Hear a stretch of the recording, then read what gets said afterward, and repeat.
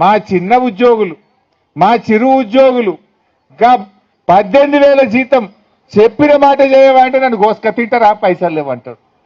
మరి నేను అడుగుతున్నా, నీకు ఏడికేలు వచ్చినాయి 50,000 కోట్లు?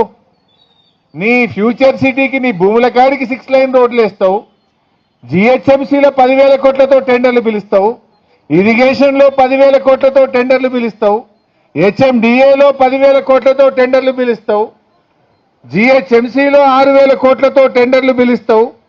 ఇట్లా చెప్పుకుంటూ పోతే వేల కోట్ల రూపాయలు, దాదాపు 50-60 వేల కోట్ల రూపాయలతో టెండర్లు పిలిచిండు. మరి పైసలు లేకపోతే 50-60 వేల కోట్లతో టెండర్లు ఆడికెళ్ళి పిలిచినవు రేవంత్ రెడ్డి? వాటికి మాత్రం పైసలు ఉన్నాయి. మా ఆశాలో, మా అంగన్వాడీలో, మా మధ్యాహ్న భోజన కార్మికులు పేదవాళ్ళని అడిగితే పైసలు లేవని మాట్లాడతావా? నీకు మనసు లేదు, నువ్వు మాట తప్పినవు, నీకు నిజాయితీ లేదు. అందుకే ఇలా తప్పించుకోవడానికి మా ఉద్యోగులు డిఏలు అడిగినా, మా ఉద్యోగులు జీపీఎఫ్ గురించి అడిగినా, ఓల్డ్ పెన్షన్ స్కీమ్ గురించి అడిగినా, ఆశాలు అడిగినా, అంగన్వాడీలు మాట్లాడినా, మధ్యాహ్న భోజన కార్మికులు అడిగినా డబ్బులు లేవు అని చెప్తా